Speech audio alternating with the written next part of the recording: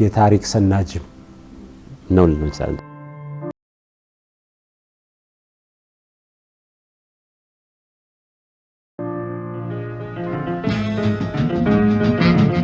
በ1956 ዓመተ ምህረት በአዲስ አበባ ከተማ ሽሮ ሜዳ የተወለደው ዳኜ የመጀመሪያ ደረጃ ትምህርቱን የልጅነት ጊዜውን ቦርቆ ባሳለፈበት አካባቢ በሚገኘው በአምሃ ደስታና በጣይቱ ብጡል አንደኛ ደረጃ ትምህርት ቤት ተከታትሏል።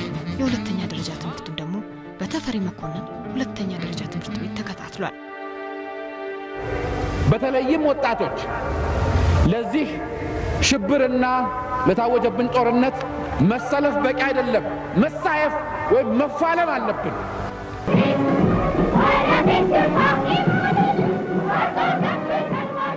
በ1970ዎቹ መጀመሪያ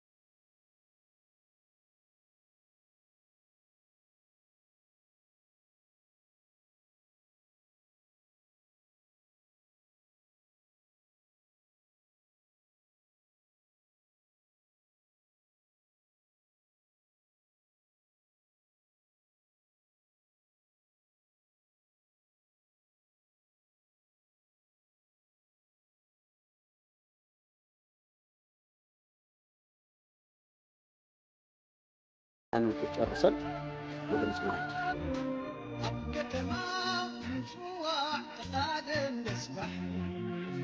ከሰኔ 1975 ዓመተ ምህረት ጀምሮ እስከ ጥር 1976 ዓመተ ምህረት ድረስ በምጽዋ ወደብ ኢትዮጵያ በተባለችው መርከብ ላይ የተለያዩ ስራዎችን ሰርቷል። የጫጥሮ መርከብ የምትባል ታሪካዊ መርከብ አለች። መርከቧ 115 ሜትር ቁመቷ እና እኔ የተመደብኩት ሌፍት ራይት የሚባላል በግራና በቀኝ በግራ በኩል ጧት የመጀመሪያ ተነስተን ያቺን መርከብ ሞልወል ነው ስራችን። ያን 115 ሜትር ሞልዋው ደግሞ ራሱን ይሄን የሚያህል እና እሱንም ባህር ውስጥ ትከቻለሽ። ከባህር ውስጥ አውጥተሽ ጨምቀሽ ትወያለሽ። ስክራች ያደረገ ረስት የሆነ ነገር ካገኘሽ ደግሞ እሱን ትፍቂና ቀለም ትቀጥላለሽ። ከዛ በኋላ ነው ወደ ቁርስ እና ባህራዊ ህይወት ከባድ ነው።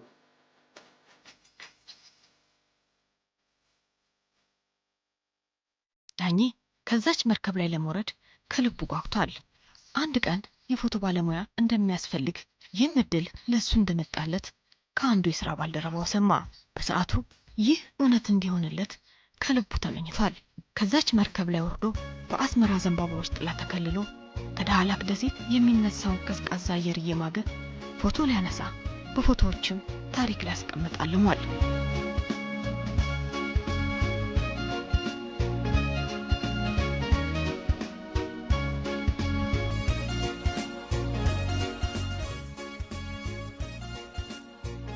እኔ ከመርከብ መውረድ ነው የፈለኩት። ከዛ አሰብ ገባን። አሰብ አልቆየንም። ያው አንድ ቀን ያረፍነው። በሁለተኛው ቀን ወደ ምጽዋ ሄደን ምጽዋ ስንሄድ ይቅር ባለቃዬን ጠየቅኩት። እንዲህ መልእክት ተመቶልኛል። ከየት ሰማ? ከምጽዋ ቤዝ ነገሩኝ። አስተዳደር ነገሩኛል አለ። ስለው በምትክ ሰው ካልመጣ ትሄድ። ከዛ በቃ በጣም ተበሳጨው። ምን ላድርግ ስል ልጆች ሳማክራቸው ካፕቴን ለምን አታናግራቸው ማለት ማንን? ካፕቴን ፊሊጶስ የመርከቧ ዋና አዛዥ ማለት ናቸው። ያን ጊዜ ደግሞ አለቃ ጋር መግባት አለቃ ማናገር በጣም ከባድ ነው። ያው ኢንጂነር ሆነሽ ከባድ ነው በጣም እና ያ ነው የቅርብ አለቃ። እሱን ጠርቶ ይጠይቁታል። እሱ ሲጠይቁት ምን ችግር ሸፍረን እንሰራለን። ጠርተው ወረድ ተባልኩኝ። ከዛ ወረድኩ። ዳኜ ኢትዮጵያ መርከብ ላይ ደረሰውና ትልቋ መርከብ እዛ ላይ እያገለገለ እያለ በአጋጣሚ ባህር ኃይሉ የፎቶግራፍ ሙያተኞችን ስለሚፈልግ ባህር ኃይሉ ትልቅ የፎቶግራፍ ስቱዲዮ ያለው ምጽዋ እዛ ክፍል ውስጥ ተመድቦ ረጅም ጊዜ ሲያገለግል ነበር በካሜራማን እና በቪዲዮ ካሜራማንነት።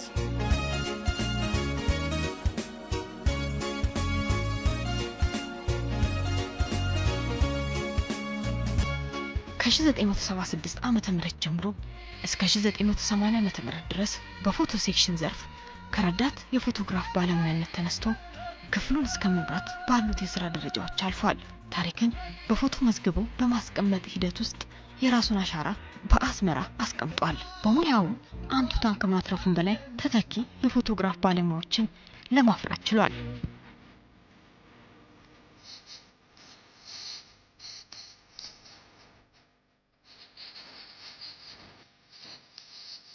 ልዩ ልዩ ክፍሎች ውስጥ ምጽዋ፣ አሰብ፣ አስመራ በተለያዩ ክፍሎች የተዘዋወረ ሰርቷል በካሜራ ማለት። እዛ ምጽዋ ላይ የነበሩት አቶ ሻምበል አሰፋ የሚባሉ ድሮ የጃንሆይ ካሜራማን የነበሩ ናቸው። የባህር ኃይሉን ፎቶግራፍ ክፍል ያቋቋሙ ናቸው እና እሳቸው እየገፋ ስለሆነ መልቀቅ ስለሚፈልጉ ነው አሁን ሰው የሚፈልግ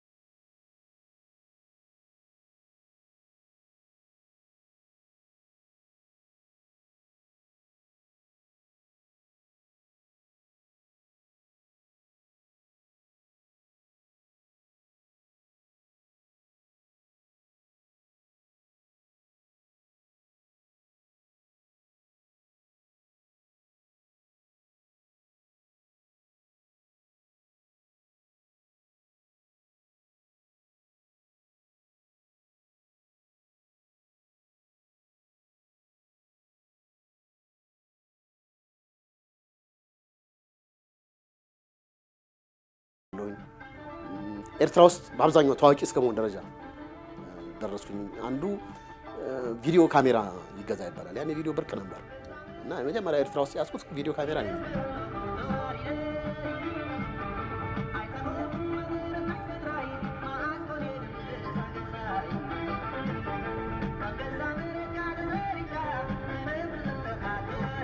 ዳኜ ዛሬ ለደረሰበት የሙያ እድገት ጋዜጠኛና ደራሲ ጳውሎስ ኞኞ ትልቁን ተጽዕኖ አሳድሮበታል።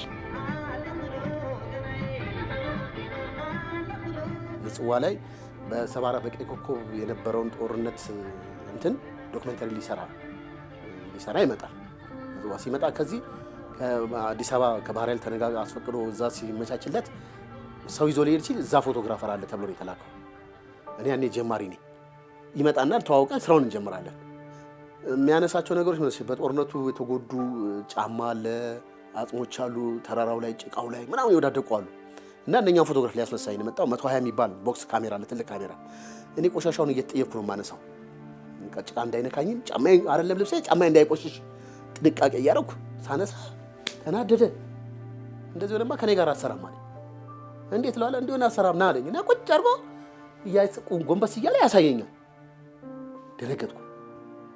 ከዛ ቆሻሻ የለ ጭቃ የለ እሱን ማስደሰት አለብኝ። ዘረስ መጥቶ ይሄን አንደኛ ታዋቂ የሆነ ሰው ነው። ልክ ባላይ መሰረት እያንከባለለ መሬት ላይ ከዛ ይሄን ጫማ ከዛ ተራራ ጋር አብረን ነው የምታነሳው። ሰማዩ ይታያል ምናምን ይለኛል። እየተንከባለልኩ አነሳው። አሁን ብዙዎችን ማነሳቸው ፎቶግራፎች አሉ። ሳነሳ ፎቅ ምናምን ያ ውስጥ ያለ ከሰማይ ጋር ከተራራ ጋር ባክግራውንዱ መታየት አለበት የሚለው ቆመሽ እንዲህ አለ ዝም ብለሽ ማንሳት ያለብሽ እና ያ ውስጥ ያለብኝና ተጽዕኖ አሳድሯል ብዬ አስባለሁ ነው። ይሄ ደግሞ በፎቶግራፎች ላይ ይታያል ብዙ ጊዜ።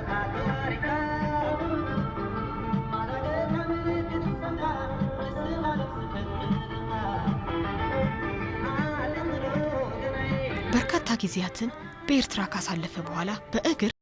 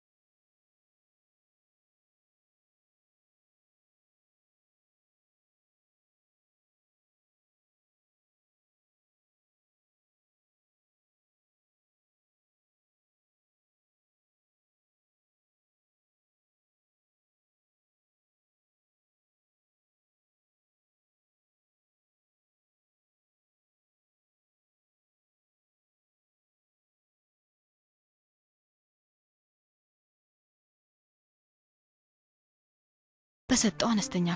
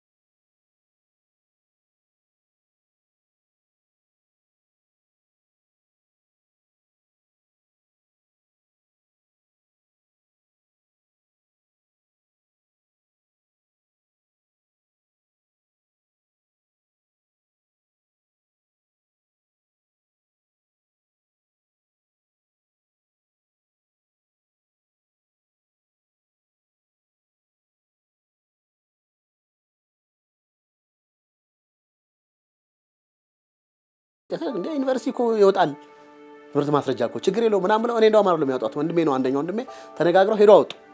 ከትምህርት ከዩኒቨርሲቲ ለካ ይወጣል አላወኩም እኔ የሴሊሲ ውጤት ከዛ ወጡ። ሄጄ ተመዘገብኩኝ አንደኛው ሆኜ ያለፍኩኝ እኔ 87 ማለት ነው። ምርጫውም ስለነበረ በፍሪላንስ ነው የተቀጠርነው። በአንደኛው ውጤት ሆኜ የገባሁት እንደገባው ጥሩ ነው ያገኘሁት ነገር ማለት መስራቱም ፍላጎቱም ስለነበረኝ ውስጤም ስለነበረኝ ገባው። በአመቱ ነው ኮከብ ሰራተኛ ተብዬ የተመረጥኩት። ከዛ በአመቱ እንደገና ኦፊሻል ፎቶግራፈር ተብዬ ነው የተመረጥኩት።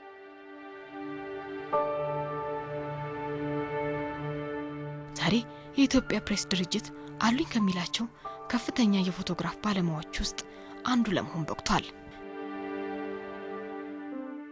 ከ1988 ዓመተ ምህረት አንስቶ ከቀድሞ ጠቅላይ ሚኒስትር መለስ ዜናዊ ጀምሮ እስካሁን ድረስ በተለያዩ ሀገራዊና ዓለም አቀፋዊ ጉዳዮች ከመሪዎች ጋር አብሮ በመጓዝ ታሪካዊ ክንዋኔዎችን በምስል ማስቀረት ችሏል።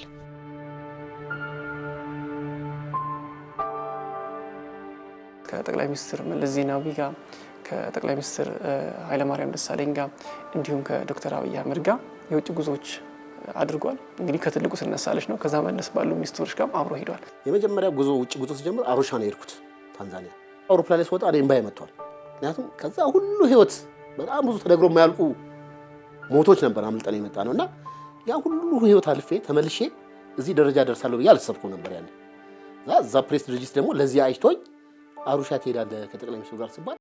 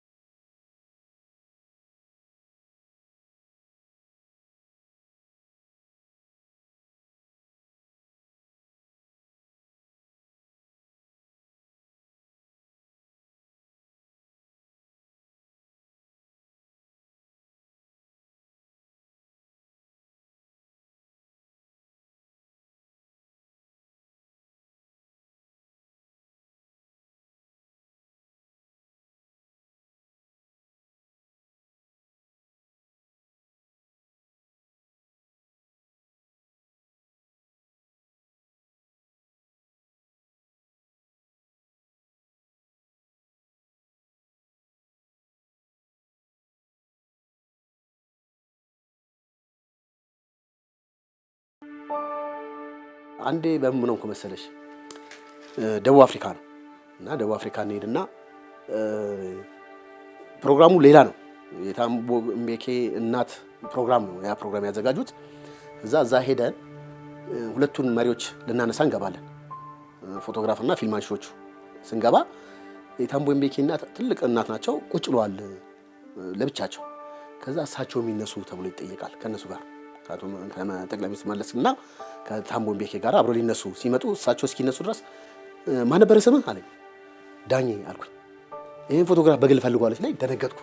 ምክንያቱም ብሎ አያውቅም። ያው ስራ ነው፣ ኖርማል ስራችን ሰርተሽ ነው የምትወጪው። ከዛ ወጣሁ አንስቼ። እኔ ደግሞ ያኔ በጣም የሚገርምሽ ነገር መስሪያ ቤት ፊልም ነው የምናነሳው። ፊልም ማለት በጣም አስቸጋሪ ነው። እንደ አሁኑ እንደ እንትን አታዩ፣ ጥሩ ይውጣ አይውጣ አታውቂው። እኔ ደግሞ ያኔ ዲጂታል ነበረችኝ የራሴ ማለት እኔ ቀድማለሁ። አንድ በራሴ በጣም ጥራት ስለማድረግ የራሴ መሳሪያዎች አሉኝ እና በሱም ጭምር ነው ያነሳሁት። በብላክ እንዴትም ሳነሳ እኔ ድንጋጤ ጣራው አልቀረኝም ሳነሳ። እኔ ጭንቀት ይዞኛል። አሁን ገብቼ እቺን ቆርጬ እንዲቻርጊያት እንዲቻሳምሬ ምናምን እንግዲህ መሪ ያዘዞች ፎቶግራፍ ይበላሽ። እኛ ሰኞ ገብተን ዓርብ ዕለት የተወካዮች ምክር ቤት ሪፖርት ያቀርባል። እዛ ገብቼ ሪፖርት ያቀረበ ፎቶግራፍ አንድ ስመታ ፍሌክስ ነው። እኛ ፎቶ ካሜራማኖች ፍሌክስ ነው የምንቆመው ታውቂያለሽ። አንድ ስመታ ቀና ብሎ ሳያኝ አስቀረው የሚል ነው የመሰለኝ። አሁን መታና ቀና ሲል ያው ያያል ብልጭ ሲል ነው እሱ እያየ ያለው። እኔ ግን ውስጤ ያቺ ስላለች ልክ እንዲህ ያለ ነው ይመስለኝ። እዛ አዘጋጅቼ ሄድኩኝ። አዘጋጅቼ ሲሄድ ይሄማ አብረህ ይዘህ ነው የምትገባው ምናምን ተባልኩኝ። እዛ ገባው። ስገባ ተቀብሎኝ ፎቶግራፉና አንዳንዴ መጠየቅ ጥሩ ነው። የማልጠብቀው ፎቶግራፍ ሁሉ መጣለኝና ያው ሻይ አብሮች ተከትሎ ይመጣል። ታሪኬን ነገርኩት። እኔ በህይወቴ ክቡር ጠቅላይ ሚኒስትር በህይወቴ የደነገርኩት 2 ቀን ነው። አንደኛው መቋደሾ ገብቼ ከምሽቱ 4 ሰዓት እስከ ሌሊት 9 ሰዓት የመሳሪያ ማት ነው ሆቴላችን ላይ ሲወርድ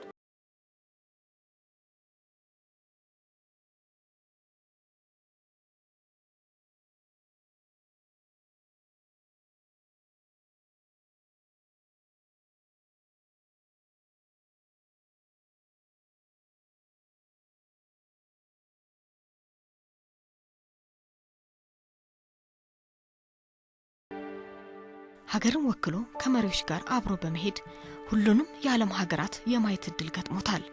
ሀገሩ እስኪመለስ ቀኑ ይረዝምበታል። በሄደባቸው ቦታዎች ሁሉ አስገራሚ ስራዎችንም ይዞ ተመልሷል።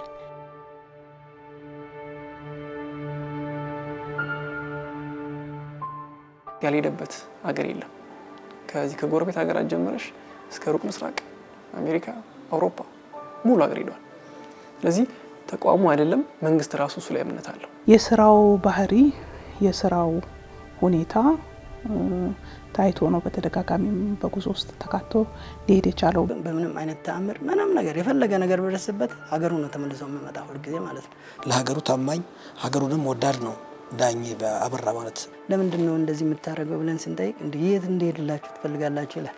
ምክንያቱም እኔ እኮ የኔ ዓለም እቺ ናት፣ በቃ የኔ ሀገር ኢትዮጵያ ናት። እንግዲህ ይሄ እኔ ማምነው ሙያሽን ከወደድሽ ሀገርሽን አገር የመውደድ አንደኛው መገለጫው እንደ ባለሙያ ሙያን መውደድ ነው። በሙያሽ የሚታይ የሚጨበጥ እና ለነገ የሚተርፍ ስራ መስራት ነው።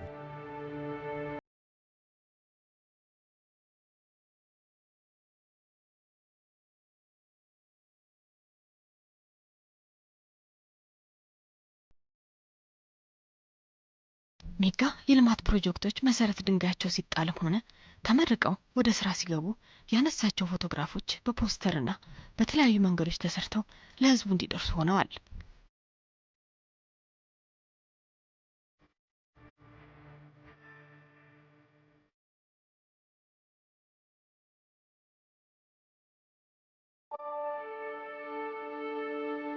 ታላቁ ህዳሴ ግድብን ከጅምሩ ከመሰረት ድንጋዩ ጀምሮ አሁን ድረስ እስከ አሁን የደረሰበት ደረጃ ድረስ የሚታዩ ትልልቅ ፎቶዎች በዳኜ የተነሱ ናቸው። ለመጀመሪያ ጊዜ አሁን የምታያቸው በየሶሻል ሚዲያው የሚዞረው ጠቅላይ ሚኒስትር መለስ ዜናዊ የመሰረት ድንጋይ ሲያስቀምጡ ያለው ፎቶ እሱ ያነሳው ፎቶ ነው።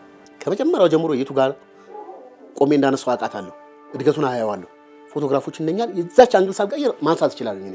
ለምሳሌ የዚህ የመቀሌ ሀራ ገበያ ገና መጀመሪያ ሲጀመር ኤሪያውን ፎቶግራፍ አንስቻለሁ። እንደውም ባለፈው ጋዜጣ ላይ ወጥቷል። በአመቱ ደግሞ እንትን ሲባል እዛችሁ ቦታ ላይ ቆሜ ያነሳሁት ለውጧል። ገና መሬት ላይ አልወጣም። በ3ኛው አመትም ሄድኩኝ። ይሄ አጋጣሚ ሆኖ ስለሄድኩ ነው። እና ግን ያችን አንግል ስለማውቃት ቦታው ላይ ቆሜ እጠብቃለሁ። እድገቱን ታሳያለሽ። ሁሌ የነበረውን ነገር አዲስ አበባ አሁን በብዛት ነባር ከተማው እና ካዛንቺስ ይሄ በባሻ ወልዴ ሰፈር ምናምን ምንድነው ሁሉ እየፈረሰ ነዋል። ዳኘ እንደነበረች ሊፈርሱ ሲሉ ፎቶግራፍ ያነሳል። እንደገና ይሄ የማጽዳቱ ስራ ሲሰራ ያነሳል ፎቶግራፍ እና ታሪኩን ቢጠይቅ አሁን የአዲስ አበባ ማዘጋጃዎች ብንሄድ በእርግጠኝነት አናገኝም እንደዛ። ዳኘ ግን ያነሳል እና የፕሮግረስ ይሄ እድገቱን ወይም ዴቨሎፕመንቱን እያንዳንዱን ነገር ጠብቆ ያለምንም ጎትጓች የሰራ ሰው ነው።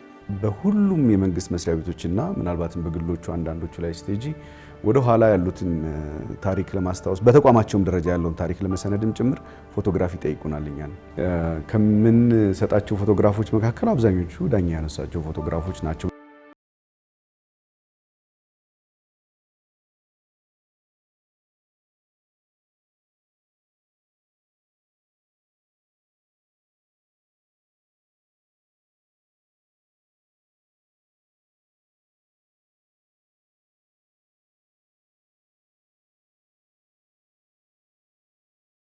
የተደረገውን ስምምነት ጨምሮ በሁለቱ ሀገራት መካከል በውጭ ሀገራት የተደረጉትን ድርድሮች በፎቶ በማንሳት ታሪክን አስቀምጧል። አሁንም በእነዚህ ሁለት ሀገራት መካከል ሰላም ሲሰፍን፣ አብሮነት ሲጎለበት ዳኘ በፎቶ ሁሌም የማይረሳ ስራን ሰርቷል።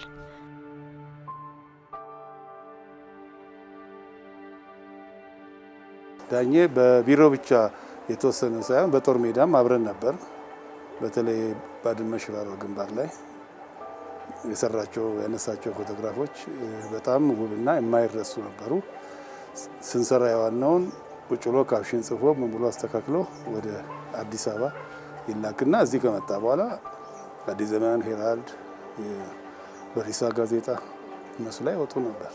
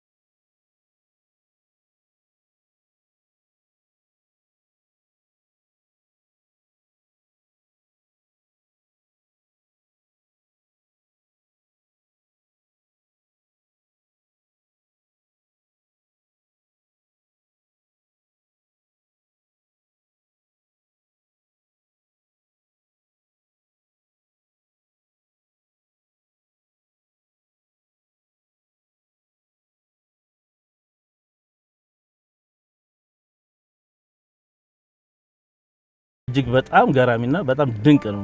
የትም ሲሄድ ካሜራ ትቻላቅ ቤት ውስጥ አላነሳም አሉ አንዳንዴ ቅር ይለኛል። ካሜራ በእጄ ላይ እንደው ባላነሳም ሳልነካው አሉ። የካሜራ በቃ አይን ነው ማለት ትችላለሽ። አንቺ ያላየሽውን ዳኛ በራ ቀድሞ ነው የሚያየው። ህይወት ያላቸው ፎቶዎችን አስቦ የሚያነሳ ነው። ገና ስታዩ ይሄ ዳኘ ነው ብለን ነው እኛ ምን ለየ ፎቶግራፍ ብዙዎቹ አንስተው ይመጣሉ። ዳኘን በቀላሉ ታያለሽ። በአብዛኛው ጊዜ ፎቶግራፎችን ፊት ገጽ ላይ የምንጠቀመው የሱ ፎቶግራፎችን ነው። ዝም ብሎ ፎቶግራፈር ብቻ ሳይሆን የተሰጠ ነው የተፈጠረ ነው ለዚህ ማለት ነው የምችለው። አሁን ለምሳሌ ምርጫ 2007 ላይ ያነሳው ፎቶግራፍ አለ። 3 ትውልዶችን ያሳያል። አዛውንት አለ፣ ወጣት አለ። ወጣቷ ህፃን ልጅ አዝላለችና ያ ፎቶ በብዙ ማህበራዊ ሚዲያዎች ላይ ሲሰራጭ ነበርና አሁንም ድረስ እንጠቀምበታለን እሱ ፎቶግራፍ። ጋዜጦች ላይ ወጡ አስተያየቶች አሉ በኋላ